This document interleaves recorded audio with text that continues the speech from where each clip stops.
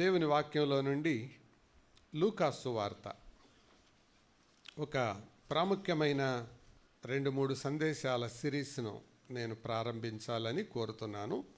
లూకాసు వార్త 17వ అధ్యాయము 26వ వచనం నుండి 35వ వచనం వరకు ఉత్తర ప్రత్యుత్తరాలుగా చదువుకుందాం.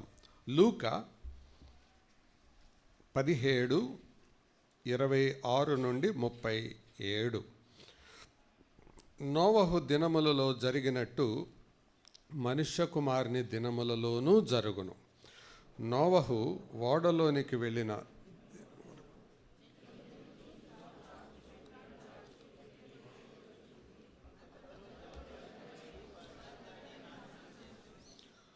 లోతు దినములలో జరిగినట్టును జరుగును. జనులు తినుచు త్రాగుచు కొనుచు అమ్ముచు నారు నాటుచు ఇండ్లు కట్టుచు నుండిరి.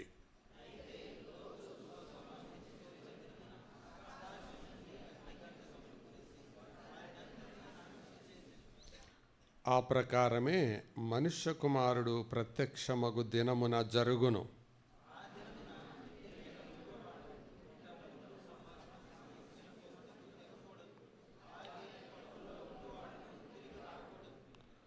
లోతు భార్యను జ్ఞాపకము చేసుకొనుడి.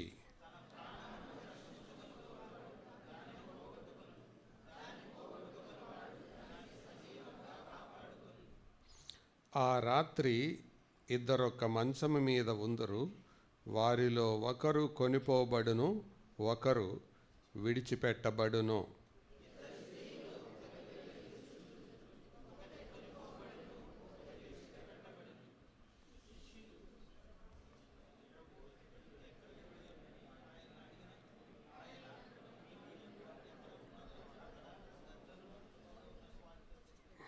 మంచిది. చదవబడిన ఈ లేఖనాన్ని దేవుడు మన వినికిడిలో దీవించునుగాక. దయగల తండ్రి, పరిశుద్ధుడైన దేవా, మీ కొందనాలు, స్తోత్రాలు. మీ సన్నిధికి ఆశతో చేరి వచ్చాం, ఆరాధించాం. మా ఆరాధనలో ఇంకా ఏమైనా లోపములు ఉన్నట్లయితే మమ్మలను మన్నించి మరింత ఉన్నతంగా మిమ్మల్ని ఆరాధించడానికి కృపనిమ్మని, మెల్కీసెదకు క్రమములో మీరు మమ్మలను చేర్చినందుకై స్తోత్రాలు చెల్లిస్తూ, చదవబడిన లేఖనం మేము చేయబోతున్న ధ్యానం మా వినికిడిలో దీవించమని యేసు ప్రభు దివ్య నామమున వినయంతో వేడుకుంటున్నాము తండ్రి, ఆమెన్. ప్రియులారా, లూకాసు వార్త 17వ అధ్యాయం 26 నుంచి 37 వచనాల వరకు ఉన్న ఈ భాగంలో 3 రకాల మనుషులు కనపడుతున్నారు. ఈ టెక్స్ట్కి నేనేం పేరు పెట్టుకున్నానంటే, నా ధ్యానం కొరకు, మనుష్య కుమారుని దినములలో మనుష్యులు, men in the days of son of man. మనుష్య కుమారుని దినాల్లో మనుషులు ఎట్లా ఉంటారో యేసు ప్రభు చెప్పాడు. ఇంకెవరు చెప్పినా పెద్ద పట్టించుకోవాల్సిన పని లేదు. యేసు ప్రభు చెప్పాడు కాబట్టి ఇట్ ఈస్ వెరీ సీరియస్. ఎందుకంటే ఆయన మాటల్లో వేస్ట్ మాటలే ఉండవు, ఆయన మాటల్లో వృధా మాటలే ఉండవు, ఊసుబోక చెప్పే మాటలే ఉండవు. అందుకే అన్నాడు ఆయన, భూమి ఆకాశం గతించిపోవచ్చు కానీ నా మాటలలో సున్నైనా పుల్లైనా తప్పిపోదు అని అన్నాడు. అంతే, ఆ ప్రపంచంలో అదే జరుగుతుంది. మీరు గమనించారా? ఒక 2000 కిలోమీటర్లు ఉన్న రాక్షస మేఘం భారతదేశాన్ని కమ్ముకుంటుందట. పగలే రాత్రిలాగా ఉంటుందట. 2000 కిలోమీటర్స్ వైడ్ ఉన్న మేఘం, భారతదేశం వైశాల్యం అంతా కూడా అది అందులో కవర్ అయిపోతుంది.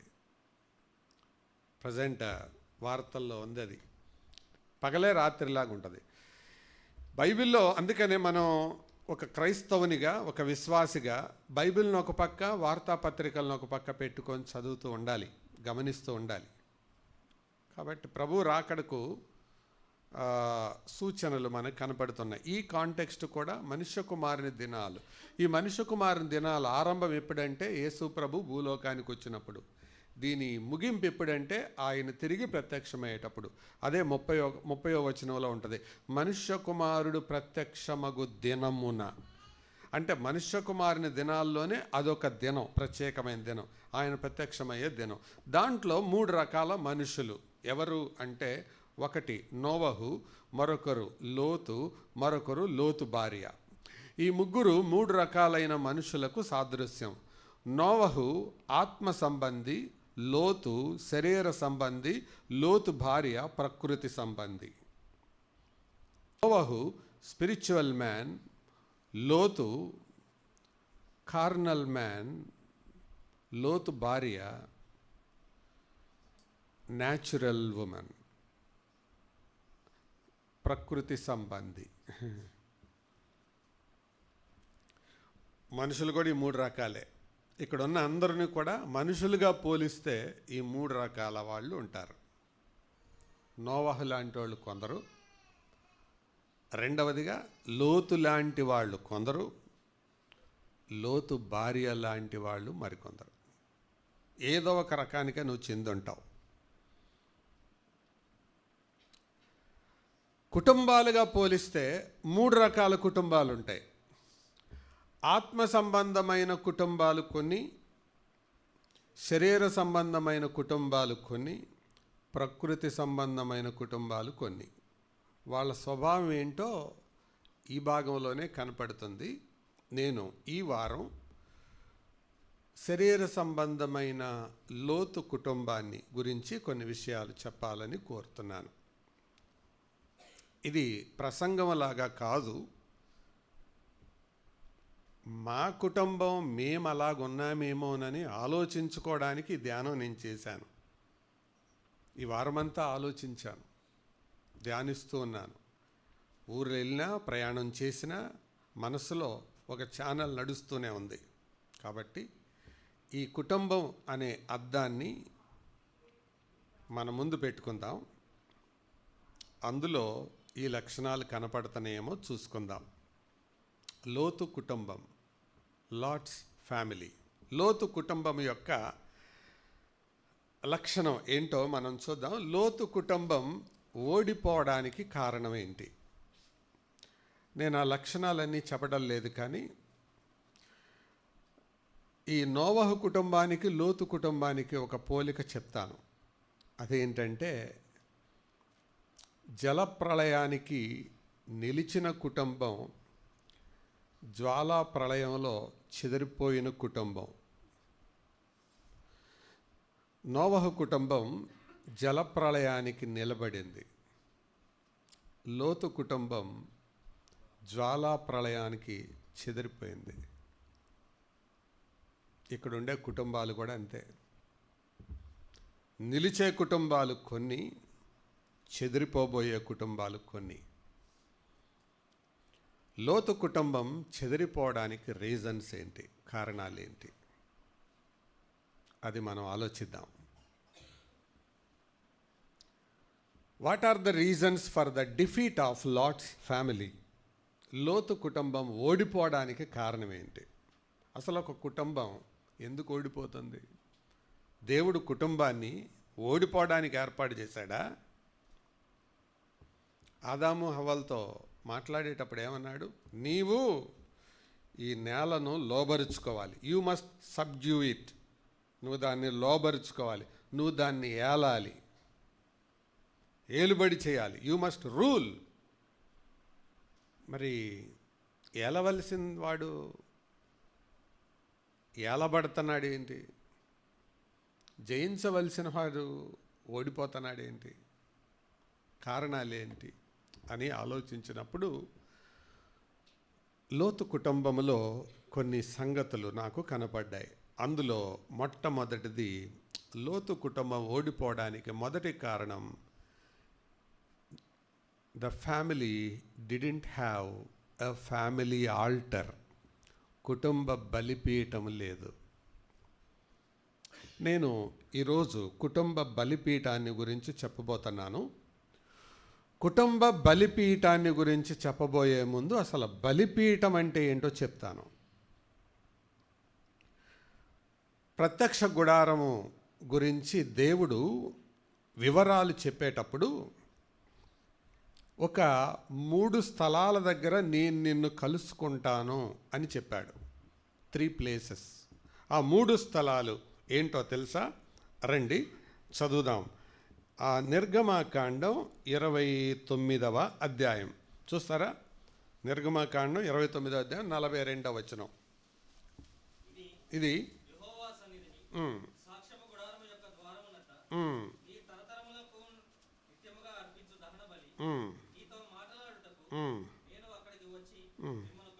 నేను మిమ్మల్ని కలుసుకుంటాను. ఒకటి ద్వారం దగ్గర చెప్పారు. అదే 43వ వచనానికి రండి. అక్కడికి వచ్చి ఇశ్రాయేలీలను కలుసుకుందను. బలిపీఠం గురించి చెప్పారు. 30వ అధ్యాయం 6వ వచనానికి రండి. 36.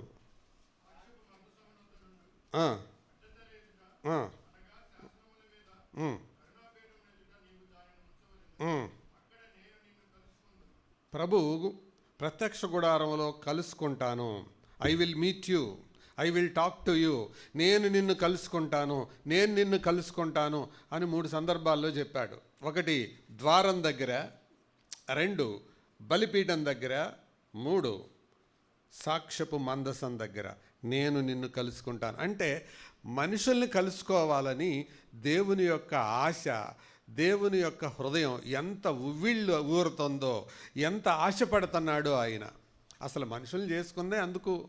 దూతలు లేకనా? ఎందుకు చేసుకున్నాడు మనుషుల్ని? సహవాసం చేయడానికి. అందుకే సాయంత్రం అయ్యేటప్పటికి చల్లబోటు వేళ దిగి వచ్చేసేవాడు వాళ్ళతో కలిసి నడవడానికి. అది వీలు కాల. అందుకని మళ్ళా ప్రత్యక్ష గుడారం అనే దాన్ని ప్రభు ఏర్పాటు చేశాడు. ఎందుకు?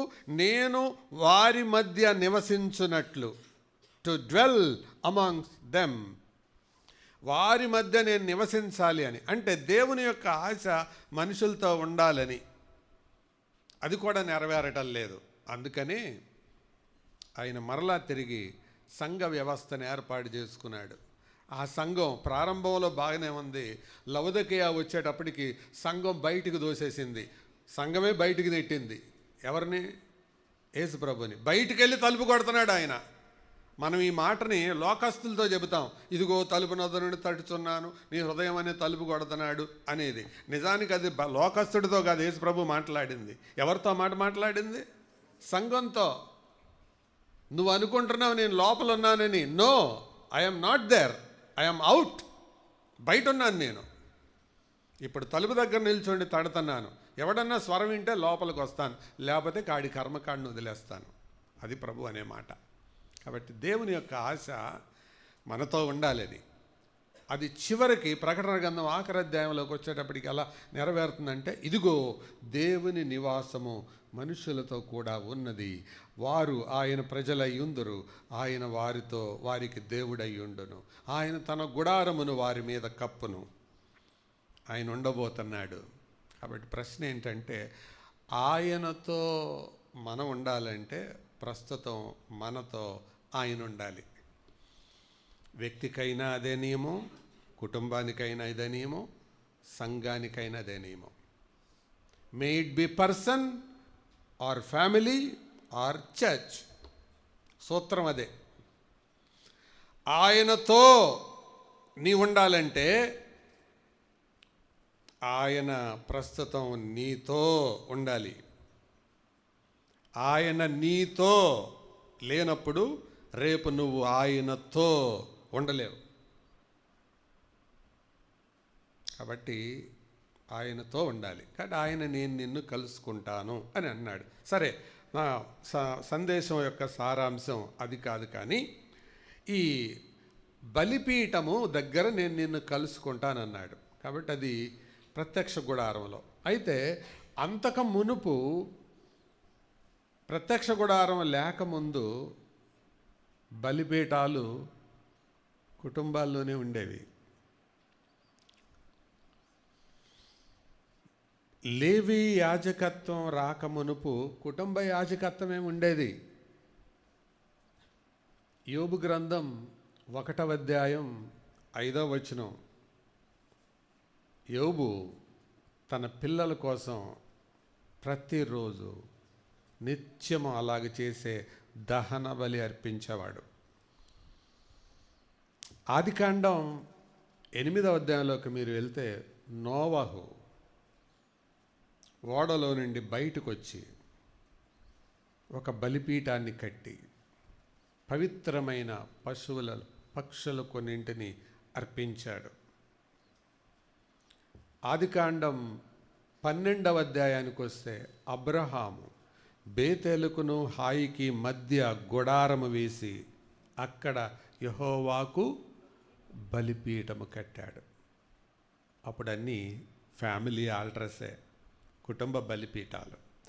తర్వాత బలిపీఠం అనేది జనాంగానికి, మందిరానికి ఏర్పడింది. ఒరిజినల్గా ఉంది కుటుంబ బలిపీఠం. దేవుడు ఈ బలిపీఠాన్ని ఏదెను తోటలో ఆరంభించాడు. ఆదాము హవ్వలు పాపం చేసి తప్పిపోగా వారి కోసం ఒక బలి చేశాడు. దేవుడే చేశాడు. చేసి చర్మపు చొక్కాయిలు అంటే దేని నుంచి వస్తాయి? మామిడికాయ చెట్టు నుంచి కదా. దేని నుంచి? ఒక జంతువుని చంపాలి. జంతువుని చంపి బలి చేసి చర్మాలు ఊడదీసి వాటిని ఇచ్చాడు. ఆ కుటుంబానికి ఆ బలిపీఠాన్ని దేవుడు ఏర్పాటు చేశాడు. అది 2 కొడుకులు కొనసాగించారు.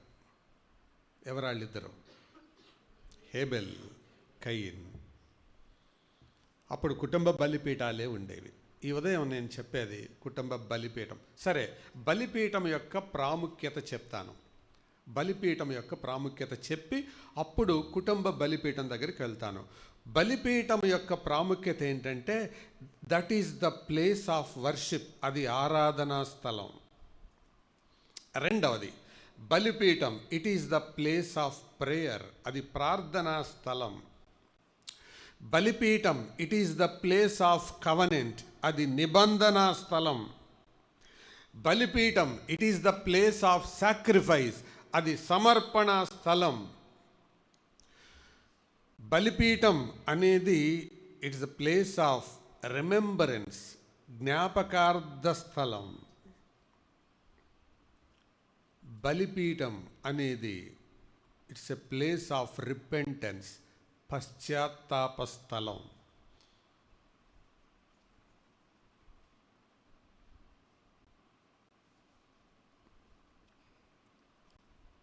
ఆకాశము నుండి అగ్ని దిగిక ముందు ఏలియా చేసిన పని ఏంటో తెలుసా?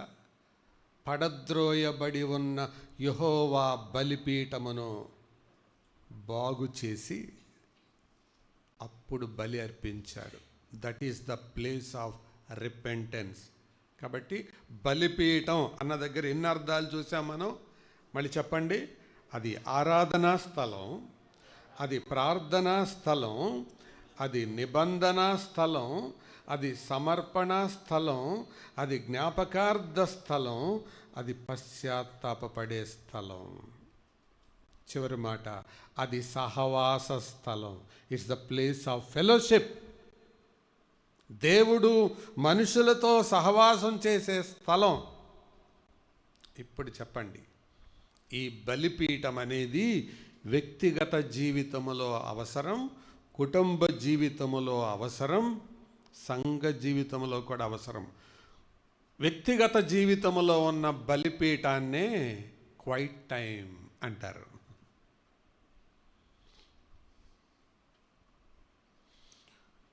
కుటుంబ జీవితంలో ఉన్న బలిపీఠాన్నే కుటుంబ ప్రార్థన అంటారు.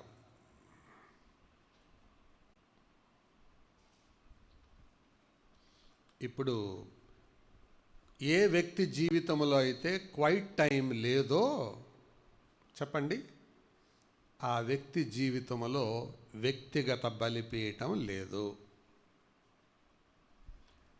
ఇప్పుడు చెప్పండి, వ్యక్తిగత బలిపీఠము లేకుండా ఆ వ్యక్తి ఆరాధన చేయగలడా? చెప్పండి. ప్రార్థన చేయగలడా? సహవాసం చేయగలడా? అసలు దేవునితో సంబంధం ఏర్పరచుకోగలడా? నో.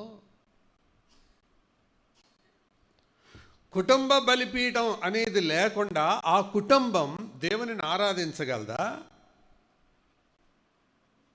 ప్రార్థన చేయగలదా? సహవాసం చేయగలదా? నో. కాబట్టి కుటుంబ బలిపీఠం అనేది, అందుకే నేను ప్రార్థన అనే దాన్ని మాత్రం చెప్పట్లేదు, కుటుంబ ప్రార్థన అని. కుటుంబ బలిపీఠం అన్న పదాన్ని కావాలని ఉపయోగిస్తున్నాను నేను. కుటుంబ ప్రార్థన అంటే ఏంటంటే, ముగ్గురు ఒకసారి రాత్రి 10 అయిందిగా కూర్చోండి ప్రార్థన చేసుకుందాం అంటే ఒకళ్ళేమో ప్రార్థన చేస్తుంటారు, ఇంకొకళ్ళేమో అంటుంటారు. అది యథార్థమైన బలిపీఠమా? బలిపీఠం దగ్గర నిద్రపోతారా? నిద్రపోయేటప్పుడు దేవుడు ఏం చేశాడు? అబ్రహాం బలిపీఠం దగ్గర నిద్రపోతుంటే ఇంటికి వెళ్ళాక చదువుకోండి, ఆదికాండం 15 అధ్యాయం. Get up, why are you sleeping now? బలిపీఠం దగ్గర నిద్రపోయే టైం వేరేది ఉంది. చాలా పర్యాయాలు కుటుంబ ప్రార్థనలుగా పిలువబడే బలిపీఠాలు నామకార్థంగా ఉన్నాయి. కుటుంబాలు ఓడిపోవడానికి మొదటి రీజన్ అదే. కుటుంబ పరంగా ఓటములు చవి చూడడానికి మొదటి కారణం అదే. There are no altars in the families. Altars లేవు, కానీ ఆల్టర్నేటివ్స్ చాలా ఉన్నాయి. బలిపీఠాలు లేవు, కానీ ప్రత్యామ్నాయాలు చాలా ఉన్నాయి. కాబట్టి ప్రియులారా, ఈరోజు సందేశం యొక్క సారాంశం ఒకటే.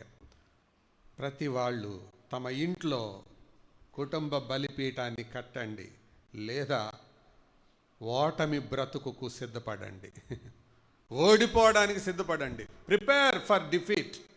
ఎవడు బాగు చేయలేడు వాళ్ళని.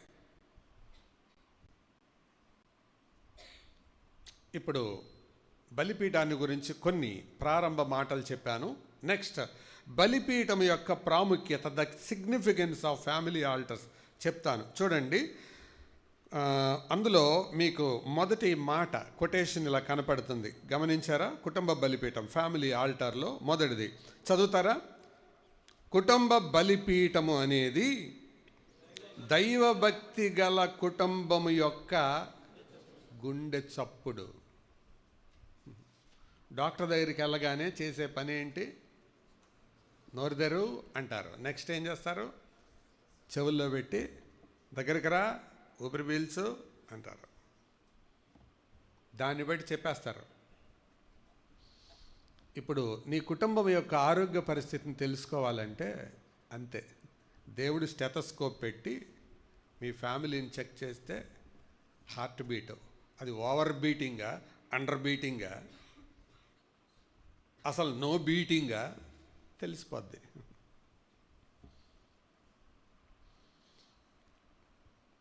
రెండవది, ఏ ఇంటి గదుల్లో ప్రార్థనలు నిండి ఉంటాయో ఆ ఇల్లు మాదిరికరమైన గృహంగా ఆవిర్భవిస్తుంది. తర్వాత, కుటుంబ బలిపీఠంపై ప్రకాశించే వెలుగు లోకములోని చీకట్లను, మీ కుటుంబం బలిపీఠం మీద వెలుగు ప్రకాశిస్తుందా? 4, కుటుంబ బలిపీఠం అంటే అలవాటుగా చేసే ఆచారం కాదు, అది కుటుంబ పోషణ కొరకైన దేవునితో ఎడతెగని సంబంధం. 5, కుటుంబ బలిపీఠాలు సాధారణ గృహాలను పరిశుద్ధ స్థలాలుగా మారుస్తాయి. Ordinary homes will become sacred places. మీ ఇల్లు పూరిపాకే కావచ్చు, మీ ఇల్లు అద్దె ఇల్లే కావచ్చు, మీ ఇల్లు ఇరుకిల్లే కావచ్చు, కానీ దాన్ని పరిశుద్ధ స్థలంగా మారుస్తుంది.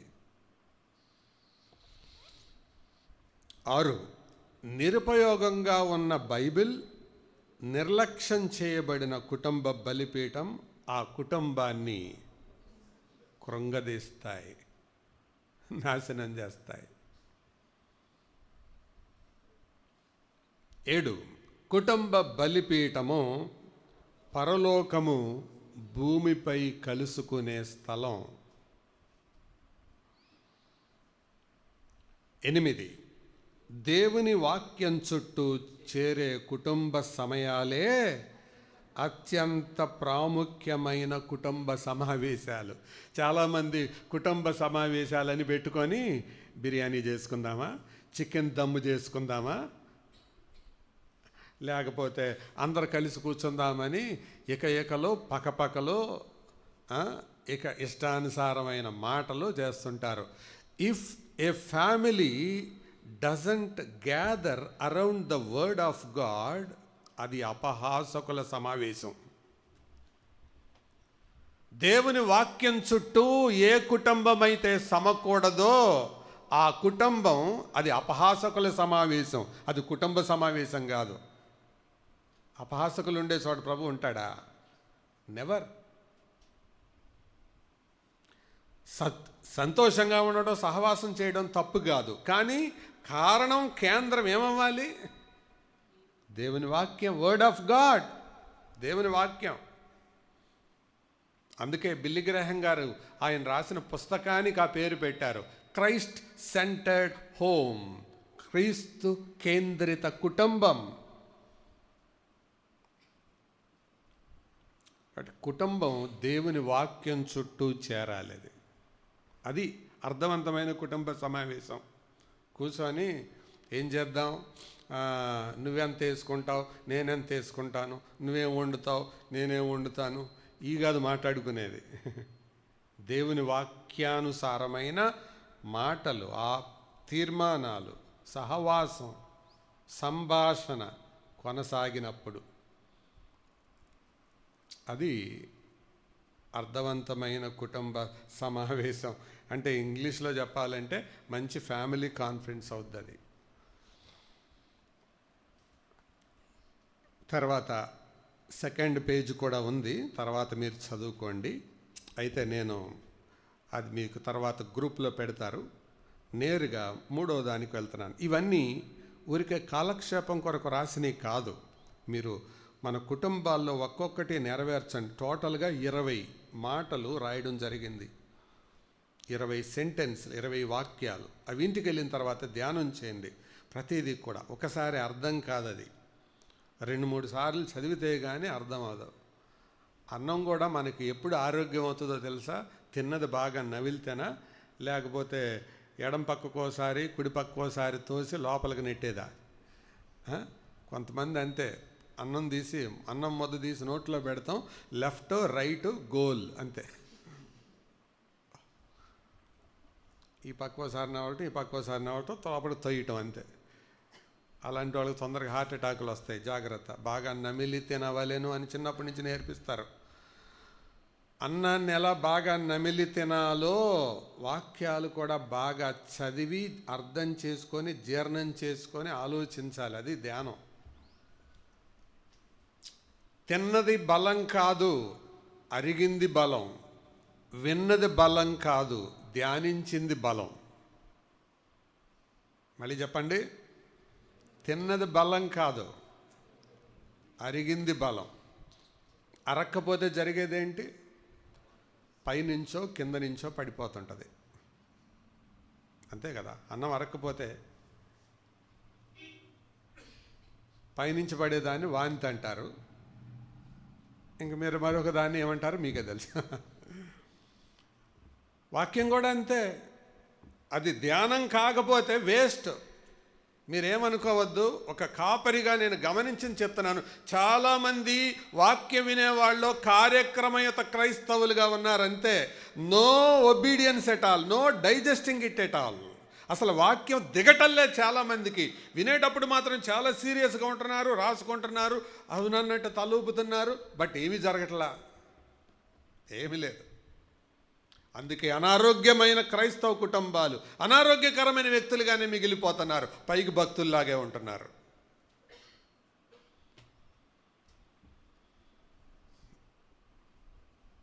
ప్రభు రాకడలో ఇలాంటి కుటుంబాలు ఉంటాయని ప్రభు అప్పుడే చెప్పాడు.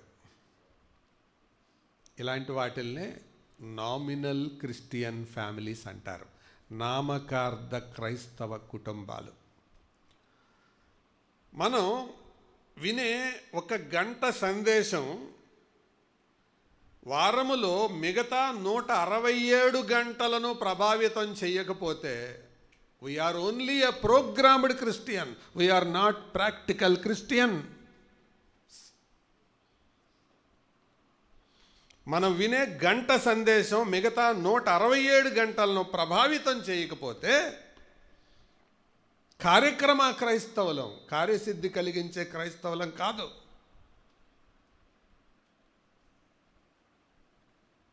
చదువుకునే పిల్లల భాషలో చెప్తాను. నోట్స్ చాలా నీట్గా రాసి, నోట్స్కి మంచి అట్ట వేసి, రంగురంగులతో అండర్లైన్ చేసి ఆ నోట్స్ తీసుకెళ్ళి ఇంట్లో పడేసి అస్సలు చదవనాడు,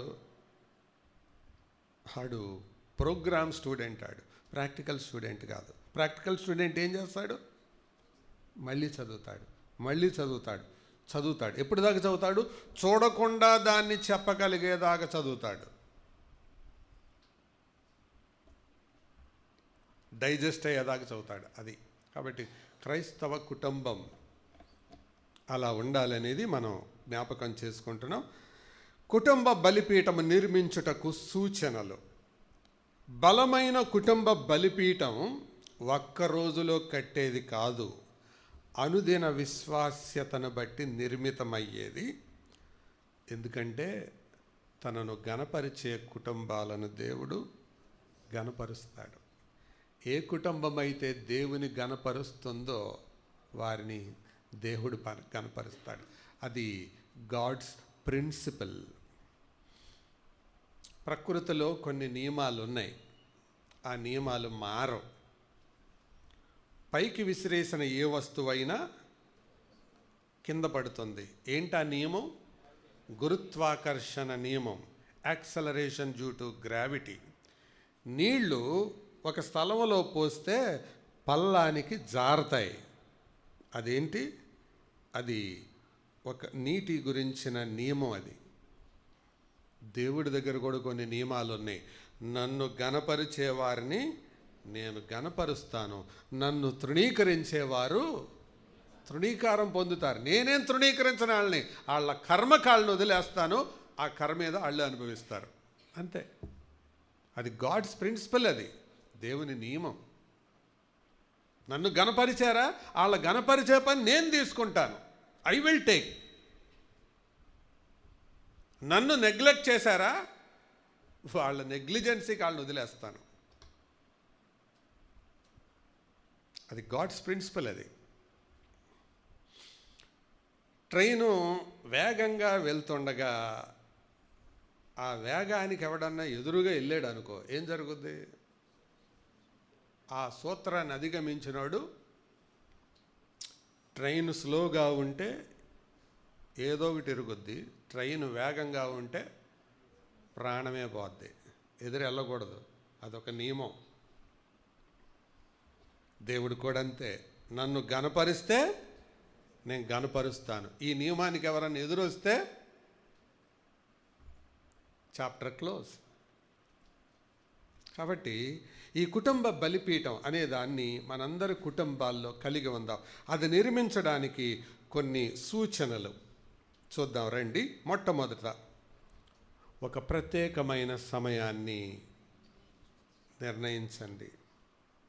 దేవుడు కలుసుకునే టైంలో, దేవుడు మనల్ని కలుసుకునే టైం, దానికోసం అలాట్ ఏ సపరేట్ టైం. ఎందుకు ఇది ప్రాముఖ్యమైందో తెలుసా? కుటుంబపరమైన అపజయం మరే విజయాలకు ప్రత్యామ్నాయం కాదు. Family defeat cannot be substituted by any other victory. నువ్వన్నిట్లో గెలవచ్చు, కుటుంబంలో ఓడిపోవచ్చు. ఆ గెలుపులు ఈ ఓటమికి ప్రత్యామ్నాయం కాదు. అందుకనే కుటుంబ బలిపీఠానికి ప్రాముఖ్యత ఇవ్వండి. మనం ఒక్క కూడికను అర్థవంతంగా కలిగి ఉండడానికి మరొక కారణం అది కుటుంబ బలిపీఠాలను దృఢపరుచుకోవడానికి.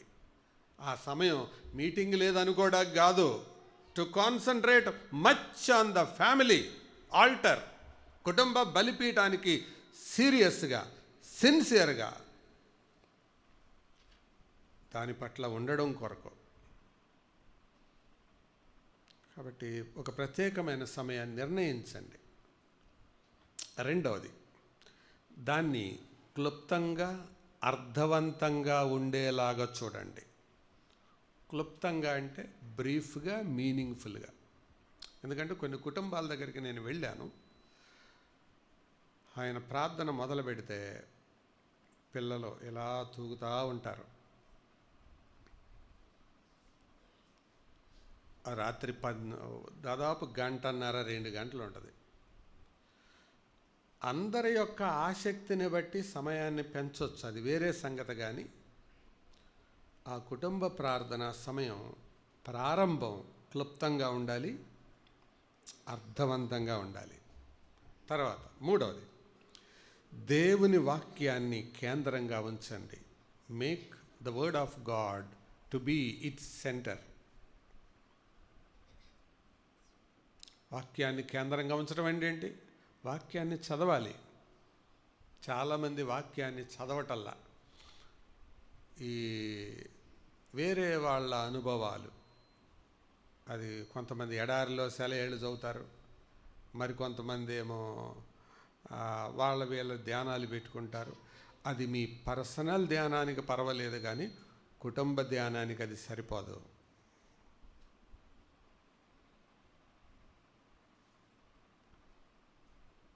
మీ వంట మీరు వండుకుంటారా? మీ వంట ఇతరులతో వండిస్తారా? రోజు ఏం చేస్తారండి?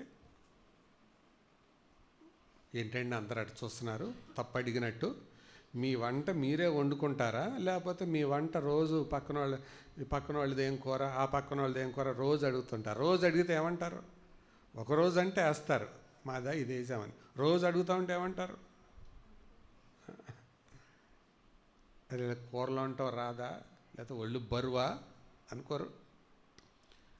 కుటుంబం కూడా వాక్య ధ్యానాన్ని చేసుకోవాలి, చదువుకోవాలి. సహాయం కొరకు వేరే తెచ్చుకోవడంలో పర్వాలేదు. వేరే వాళ్ళు కూరేస్తే అందరూ తల కొంచెం వేసుకోవడానికి పనికొస్తుందని, కానీ అందరు కడుపు నిండుద్దా అండి? అలాగే ఎవరి ధ్యానం అందరికీ కడుపు నిండుద్దా? 4, ప్రతి ఒక్కరూ పాల్గొనేలా చూడండి. See that every one should participate. 5, బలవంతంగా కాక ఆహ్లాదంగా ఉండేలా చూడండి. Not forcefully. కుటుంబ ప్రార్థన కూర్చో అన్నట్టు కాదు. కుటుంబ ప్రార్థన అంటే సంతోషంగా, ఆహ్లాదంగా ఉండేలాగా చూడాలి. తర్వాత కుటుంబ అవసరతల కోసం ప్రత్యేకంగా ప్రార్థన చేయండి. తర్వాత దృష్టి మళ్లించే వాటిని దూరంగా ఉంచండి. దృష్టి మళ్లించేవేంటి? నాకంటే మీరు బాగా చెప్తారు. సూపర్. ఫోను, ఇంకా టీవీ, వెరీ గుడ్. ఇంకా ఫోను, టీవీ. ఏ కుటుంబంలో అయితే మీరు గమనించండి, కుటుంబ ప్రార్థనలు, కుటుంబ యజమానులు కూడా చెప్తున్నాను, ఎవరికైతే స్క్రీన్ ఎడిక్షన్ ఎక్కువ ఉంటుందో వాళ్ళు కుటుంబ ప్రార్థన పట్ల విముఖంగా ఉంటారు, సుముఖత చూపరు. ఇదే మీకు ఆనవాలు. ఒక శిశువు పొత్తిగుడ్డలతో చుట్టబడి ఉండుట మీరు చూచెదరు.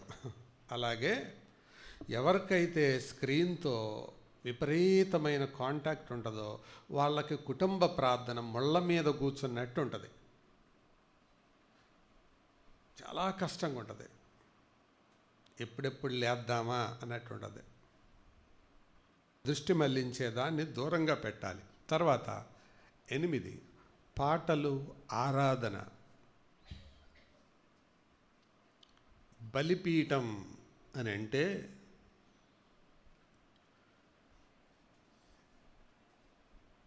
బలిపీఠానికి మలాకీ గ్రంథంలో చూడకుండా చెప్పాలి, చూద్దాం మీరు ఎంతమంది చెప్పగలుగుతారు. బలిపీఠానికి మలాకీ గ్రంథంలో దేవుడిచ్చిన ఒక టైటిల్ ఏంటి చెప్పండి? Very good. సైన్యముల అధిపతి యెహోవా భోజనపు బల్ల. చూస్తారన్నమాట. మలాకీ చాప్టర్ 1 వర్స్ 7 చదువు. నా బలిపీఠము మీద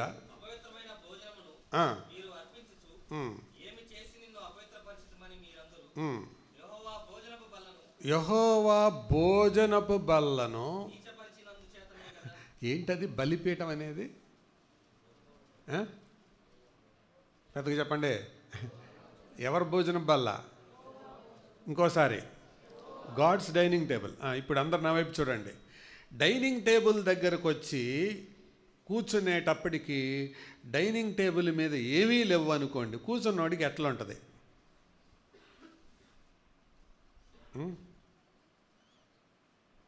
అందరూ శాంతమూర్తుల్లాగా చూస్తున్నారు. చెప్పండి ఎట్లా ఉంటుంది?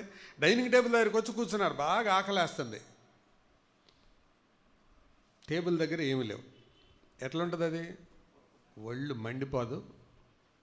సరే, సెకండ్ ఆప్షన్, వచ్చి కూర్చునేటప్పటికి అన్ని గిన్నెల్లో ఉన్నాయి, అన్నీ కంపు కొడుతున్నాయి, అప్పుడు ఎట్లుండదు? అప్పుడు పెట్రోల్ పోసి నొప్పి పట్టించినట్టు ఉంటుంది. అదే చెప్పేది. మీ కుటుంబ బలిపీఠం మీద దేవునికి భోజనం అందుతుందా?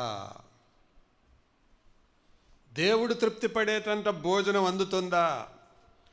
పాడే ఒక్క పాటైనా మనస్ఫూర్తిగా పాడుతున్నారా?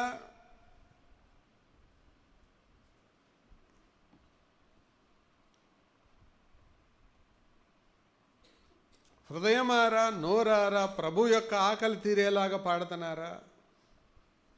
ఆ స్తోత్రాలు చేసేటప్పుడు నామకార్థంగా చేస్తున్నారా? పూర్ణ హృదయంతో చేస్తున్నారా? బలిపీఠం, altar is God's dining table, దేవుని భోజనపు బల్ల. మరి కుటుంబంలో చెప్పండి, ఒకసారి ఈ వారంలో మీరు ఊరిలో లేకపోతే దాని గురించి నేను మాట్లాడలేదు, కానీ కుటుంబంగా మీరు ఇంట్లో కలుసుకున్నప్పుడు మీ ఇల్లు అనే బలిపీఠంలో, కుటుంబ బలిపీఠంలో దేవునికి తగిన భోజనం అందుతుందా? అందుతుందా? అందకపోతే దేవుడు సంతోషంగా ఉంటాడా? మీరుంటారా?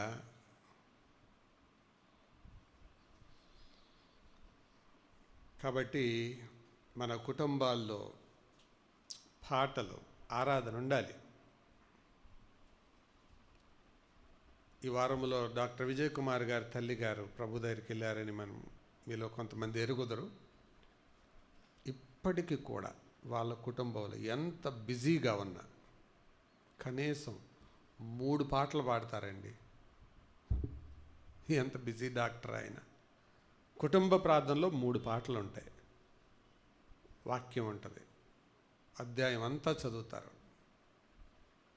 అందుకే అనంతపూర్లో ఆ హైలీ కాంపిటేటివ్ ఏరియాలో ఒక ఉన్నతంగా హెచ్చించబడిన వైద్యుడిగా ఆయన ఉన్నాడు. ఒకటే నియమం, నన్ను గణపరిచేవారిని నేను గణపరుస్తాను.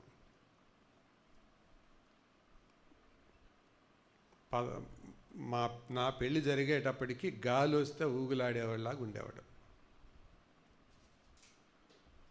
మీలో కొంతమంది చూసి ఉంటారు. ఆ డిసిప్లిన్ ఎంత గొప్పది ఉందా మరి?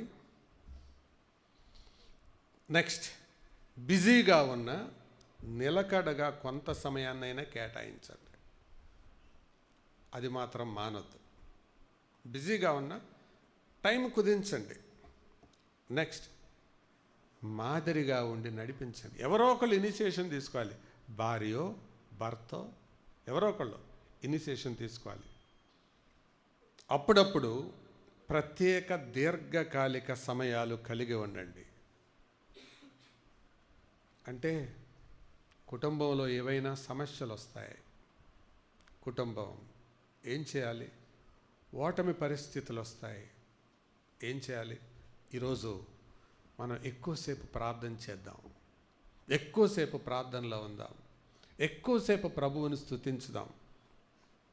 సమ్టైమ్స్, కొన్ని పర్యాయాలు రెగ్యులర్ కంటే ఎక్కువ చేయాలి. ఎప్పుడు గిన్నెన్నమే తింటారా అండి? పెళ్ళికి వెళ్ళినప్పుడు ఎంత తింటారు?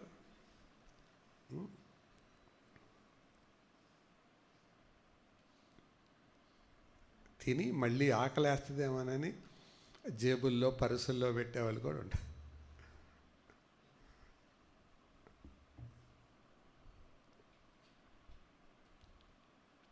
ప్రత్యేకమైన సమయాలు, కొన్ని సమయాలు కేటాయించండి. Extra time. ఆ విలువ తెలిస్తేనే అవి చేయగలుగుతారు.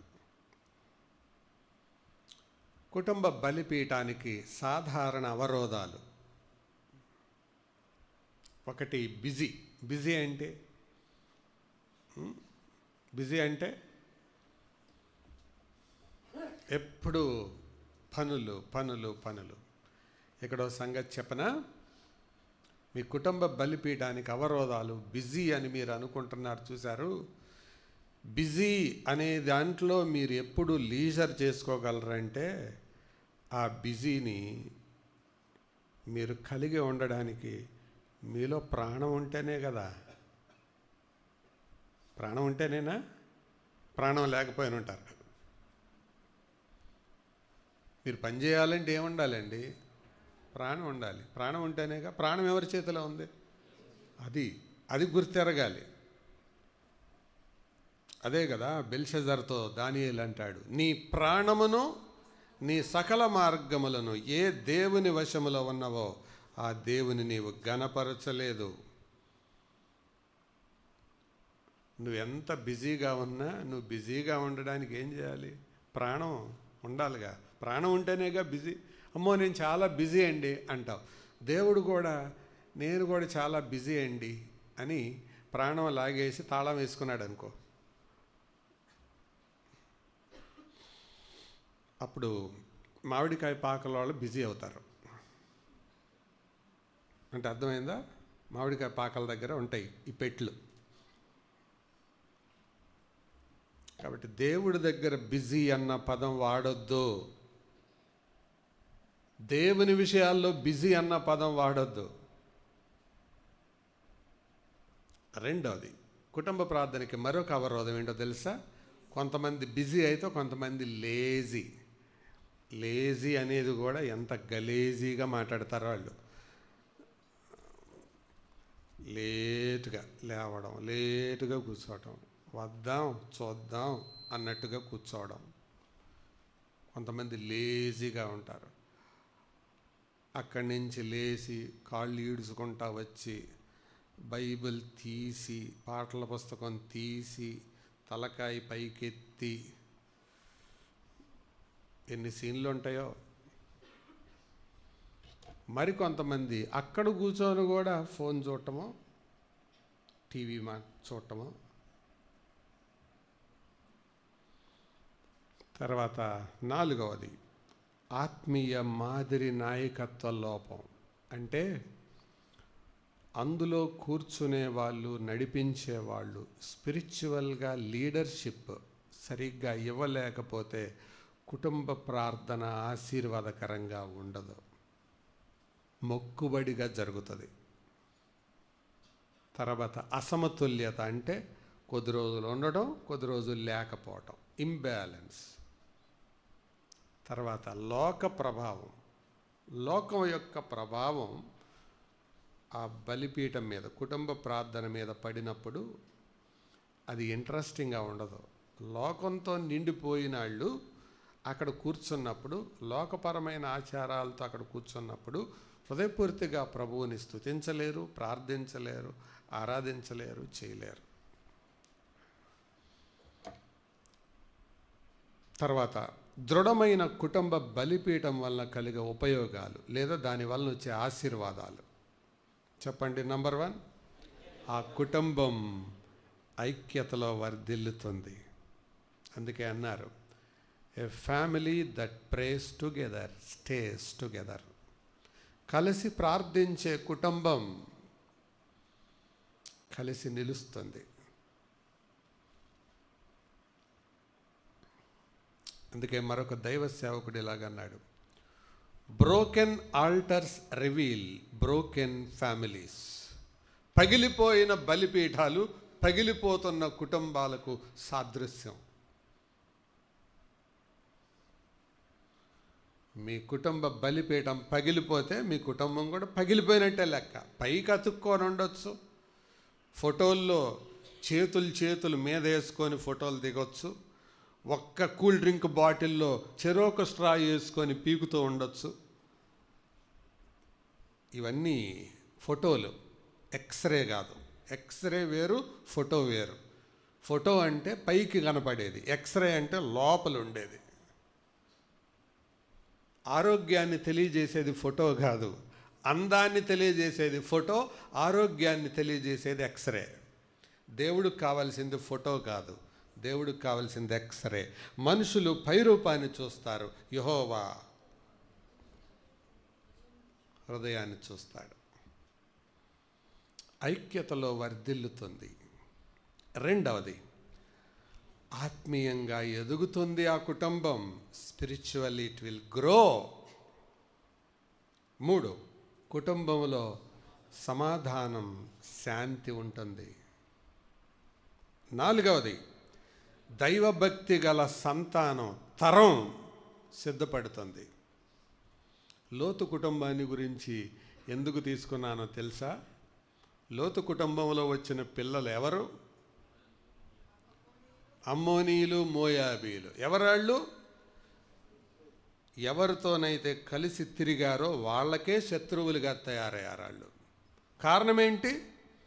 తల్లిదండ్రుల యొక్క అసమతుల్య జీవితం, imbalance life of parents.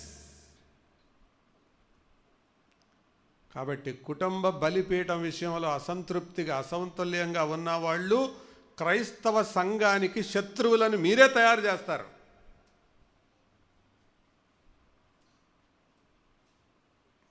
RSS వాళ్ళు కాదు, విహెచ్పి వాళ్ళు కాదు, మన కుటుంబాల్లోనే తయారవుతారు.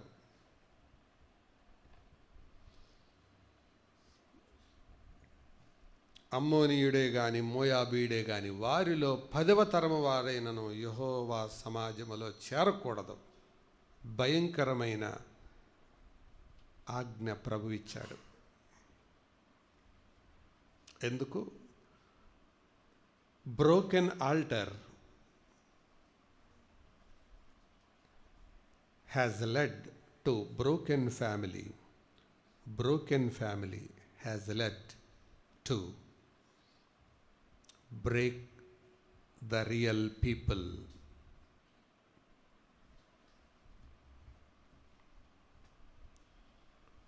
దైవభక్తి గల సంతానం, తరం ఏర్పడుతుంది. 5, దృఢమైన వివాహ బంధాలు. ఏ కుటుంబంలోనైతే బలిపీఠం దృఢంగా ఉంటుందో వివాహ బంధాలు కూడా దృఢంగా ఉంటాయి. 6, విశ్వాసములో వారు ఎదుగుతారు. 7, దైవికమైన నడిపింపు. అంటే ఏ టైంలో ఎలాగూ ప్రవర్తించాలో దేవుడు నడిపిస్తాడు. ఎందుకో, నేను నీ మీద దృష్టి ఉంచి నీకు ఆలోచన చెప్పేదను, నీవు నడవవలసిన మార్గమును నీకు బోధించేదను. Reference please. కీర్తనలు 32. Correct, very good. 8 చూడండి ఒకసారి. 32:8. అదేనా? ఓకే. నీ మీద దృష్టి ఉంచి నీకు ఆలోచన చెప్తాను, నీవు నడవలసిన మార్గమును. దైవిక నడిపింపు. చెప్పండి, ఏమీ తోచని పరిస్థితుల్లో దేవుడి ఆలోచన చెబితే ఎలా ఉంటుంది? ఎలా ఉంటుందండి? అస్సలు బాగదు కదా? బాగుంటుందా? బాగదా? చాలా బాగుంటుంది. ఆలోచన తోచనప్పుడు ఆలోచనకర్త మనకు ఆలోచన చెబితే ఎంత బాగుంటుంది. బైబిల్లో ఉన్న పేరుల్లో, దేవునికి ఉన్న పేరుల్లో ఒక పేరు ఏంటి? ప్రవచనాత్మకమైన పేరు మన ప్రభువుకి ఆలోచనకర్త. ఆలోచనకర్తను పెట్టుకొని ఆలోచన లేని వాళ్ళకిలాగా బతుకుతున్నాం మనం. అన్నీ ఉన్న అల్లున్నోట్లో శని అన్నట్టు. ఆలోచన చెప్తాడు, దైవిక నడిపింపు ఉంటుంది.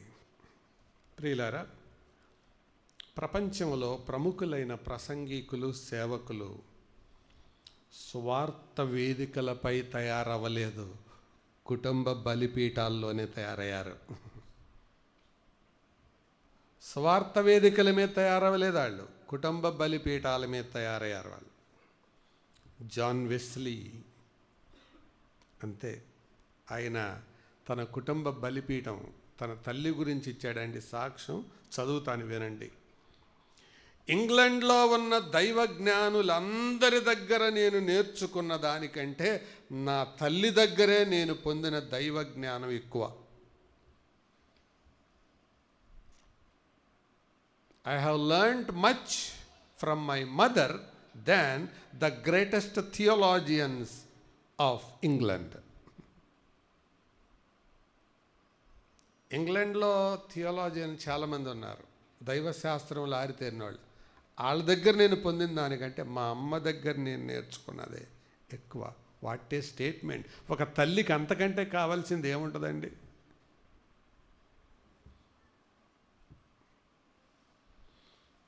చార్లెస్ స్పర్జన్, ప్రార్థించే తల్లిదండ్రుల ప్రభావవంతులైన దైవ సేవకులను ఉత్పత్తి చేయగలరు అని అనడానికి రుజువు. చిన్నతనం నుంచే పెంచబడిన దైవ భక్తి 18వ ఏట లేక 15వ ఏట మందిరానికని బయలుదేరి వెళ్ళి, అక్కడికి వెళ్ళలేక వేరే చోటకి వెళ్ళి, అక్కడ ఆ పాస్టర్ గారు రాకపోతే ఆ మందిరంలో ఓ చెప్పులు కుట్టుకునే ఆయనకి చూసి ఇక ఎవరో అన్నారట, నువ్వే ఒక మాట చెప్పు అని. ఆయన లేచి నిలబడి చెప్తున్నాడు. ఏం చెప్పాలో తెలియక, బుదిగంత నివాసులారా నా వైపు చూచి రక్షణ పొందండి, నేనే దేవుడను అని ఆయన, బహుశా చెప్పులు కుట్టుకునే ఆయనేమో చెప్పే ఆయన భాష సరిగ్గా లేదు, ఆయన బట్టలు సరిగ్గా లేవు, ఆయన మాట్లాడుతున్నాడు. నిన్నేమంటున్నాడు ఆయన? ఎగరమంటున్నాడా? డ్యాన్స్ వేయమంటున్నాడా? చూడమంటున్నాడు. చూడటానికి నువ్వేం చేయాలి? ఉన్న స్థలంలోంచి తల పైకి ఎత్తాలి, కళ్ళెడ్డు పెట్టి చూడాలి. రక్షణ పొందమంటున్నాడు, అంతే. చెప్పేసి కూర్చున్నాడంట. ఆ మాట అతనిలో పనిచేసింది. ఒక చేతగాని ప్రసంగికుని యొక్క ప్రసంగం ప్రపంచ ప్రఖ్యాతిగాంచిన ప్రసంగికుని తయారు చేసింది. కానీ ఆ ఉత్పత్తి ఎక్కడ జరిగింది? కుటుంబంలో. ఆ దైవభక్తి.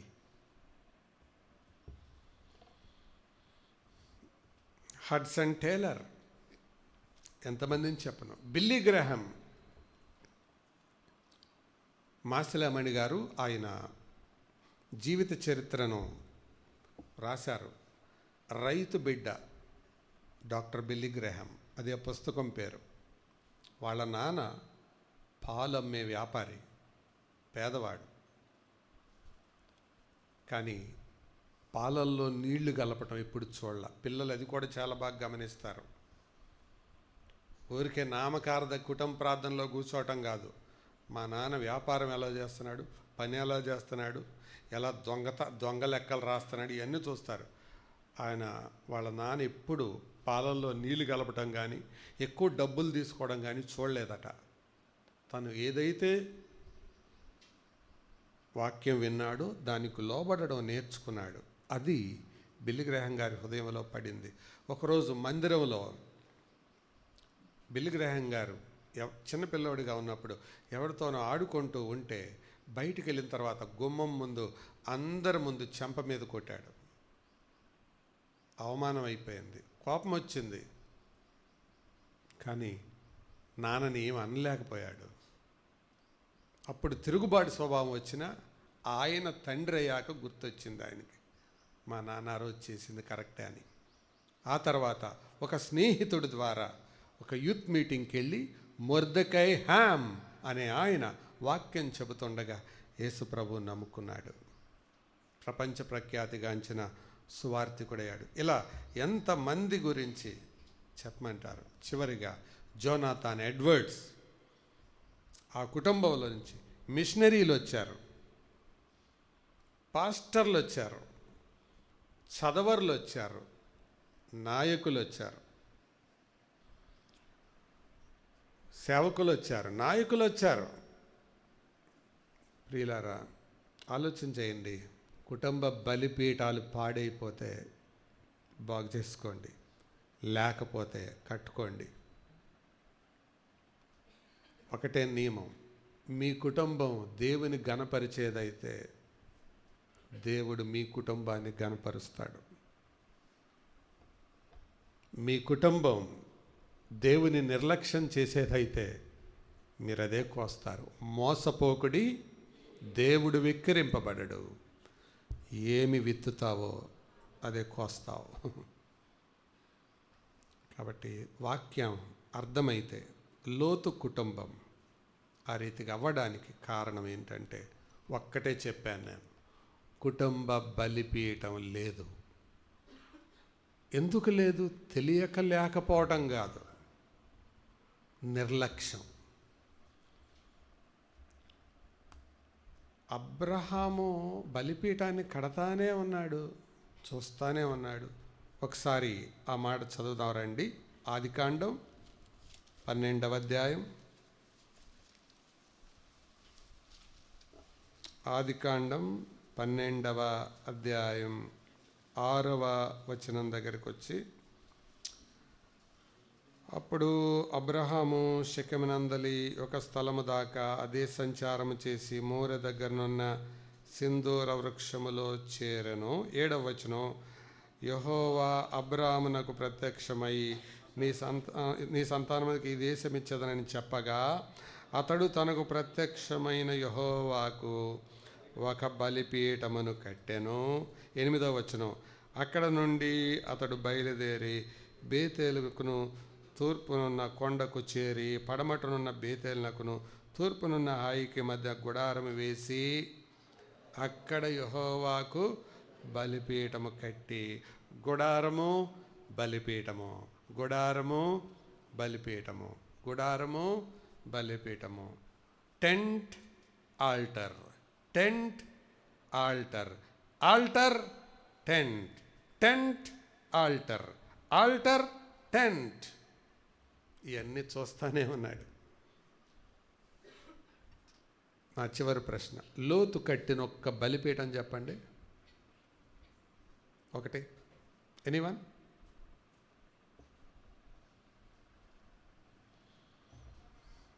కుటుంబ బలిపీఠము లేని ఏ కుటుంబమైనా నిలకడగా ఉండలేదు. సంపాదించవచ్చు, ఉద్యోగం పొందొచ్చు, స్థానం పొందొచ్చు. లోతు కూడా మంచి పొజిషన్లోకి వెళ్ళాడు. ఏ పొజిషన్లోకి వెళ్ళాడు? జడ్జెస్ ప్యానెల్లో ఉన్నాడు. ఒకవేళ నేమ్ బోర్డు కనుక పెడితే ఏముంటుంది? Lot, chief justice of సొడమ్.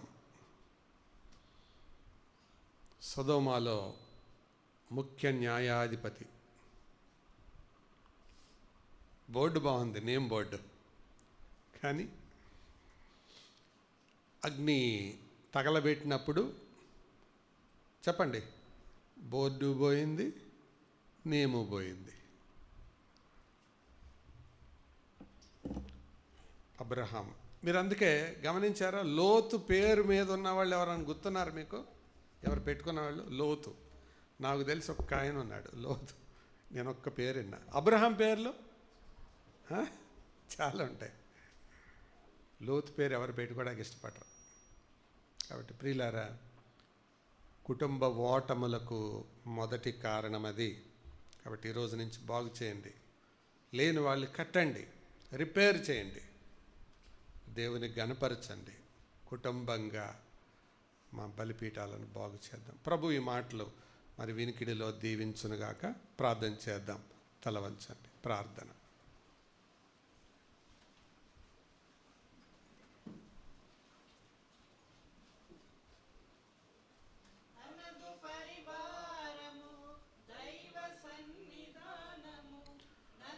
నిత్యముండుటే దావీదు భారము, నందు నిత్యముండుటే దావీదు భారము. అట్టి భారం అనేకులందు కనబడదేలా, ఐదు పంబముగుకై నీకు భారమున్నదా, నీ కుటుంబము కొరకై నీ భారమున్నదా. శక్తితోను దైవ భక్తితో సన్నిధిని గోజాడెదం. ఆ శక్తితోను దైవ భక్తితో ప్రభువు సన్నిధిలో గోజాడెదం. నీతిమంతుని విజ్ఞాపన మనఃపూర్వకమైన ప్రార్థన బహుబలమైనది, ఆత్మ ప్రేరణ గలది. బహుబలమైనది, ఆత్మ ప్రేరణ గలది. దైవ భక్తిని కనుపరచు కార్యమందున్నది. దైవ శక్తిని కనుపరచు మందున్నది. నీతిమంతుని విజ్ఞాపన మనఃపూర్వకమైన ప్రార్థన. మనందరి పక్షంగా దేవదానం ప్రార్థన చేస్తాడు. అందరం ప్రార్థనలో ఏకీభవించుదాం.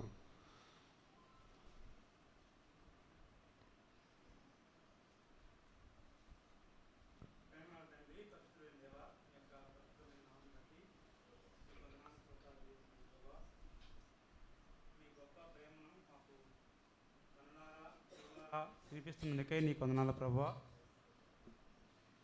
దేవా, మిమ్మల్ని ఆరాధించుకున్నటకు మీ బలిపీఠం మధ్యగా మమ్మల్ని అందరినీ తీసుకొచ్చి నీ సహవాసములో మమ్మల్ని చేర్చుకొని మీరు గొప్పగా ఆరాధించబడినందుకే నీకు వందనాలు స్తోత్రాలు చేస్తున్నాం ప్రభువా.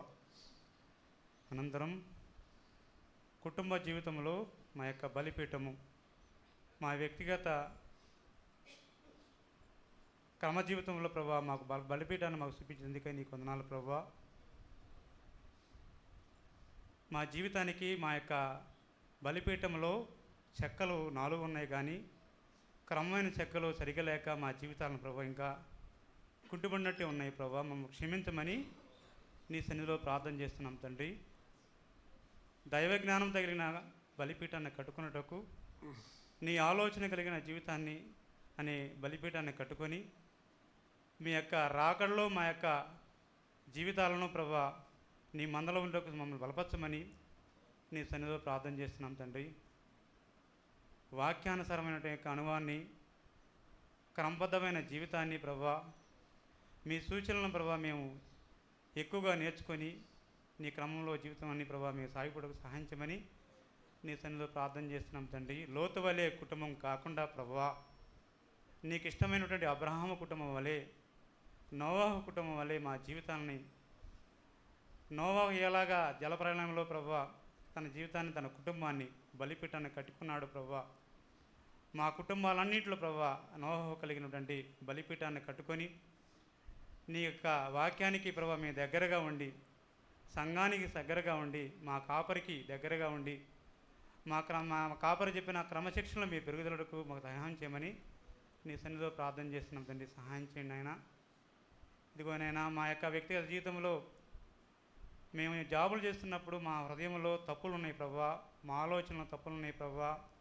మేము ప్రభా నిన్ను మర్చిపోతున్నాం ప్రభా, మమ్మల్ని క్షమించమని నీ సన్నిధిలో ప్రార్థన చేస్తున్నాము నాయన. నీకు ఇష్టమైనటువంటి మాకు ఇచ్చిన జీవితాన్ని ప్రభువా, మా ఉద్యోగాన్ని క్రమబద్ధమైన బలిపీఠంగా మా జీవితాన్ని మర్చిపోకుండా ప్రభువా నీలో సాగిపోవడానికి సహాయం చేయమని నీ సన్నిధిలో ప్రార్థన చేస్తున్నాం తండ్రి. సహాయం చేయి ప్రభువా. మా నోరారా పాటలు పాడుకున్నటకు, మిమ్మల్ని మనసారా ఆరాధించినటకు, మా కుటుంబాలకి మంచి బలిపీఠం వల్ల కట్టుకున్నటకు మనం బలపరచమని నీ సన్నిధిలో ప్రార్థన చేసుకుంటూ, ఇదిగో నాయన ఇన్న మాటలను ప్రభావ ఇప్పటికిప్పుడే మేము మర్చిపోకుండా ప్రభువా మా యొక్క బలిపీఠంలో మీరు ఏం సూచనలు చెప్పినారో, మేము అవరోధాలు మాకు చెప్పారో ప్రభువా వాటిని మేము క్రమబద్ధంగా మళ్ళీ ఒకసారి జ్ఞానం చేసుకొని నీ కొరకు నిజమైన బలిపీఠం కట్టుకొని ప్రభా మంచి సాక్షులుగా ఉండకు సహాయం చేయమని యేసు ప్రభా నామములో ప్రార్థించుకుంటున్నాం తండ్రి. ఆమేన్. తండ్రి అయిన దేవుని ప్రేమ, ప్రభువు రక్షకుడైన యేసుక్రీస్తు కృప, పరిశుద్ధాత్మ దేవుని సన్నిధి, సహవాసం, సమాధానం సదా మనతో ఉండి ఆయన రాకడ పర్యంతం మన కుటుంబములను ఆయన సన్నిధిలో ఆయన బలిపీఠపు అనుభవానికి దగ్గరగా జీవించున్నట్లు సహాయం చేసి నడిపించునుగాక. ఆమేన్. అందరికీ వందనాలు. సెలవు తీసుకుందాం.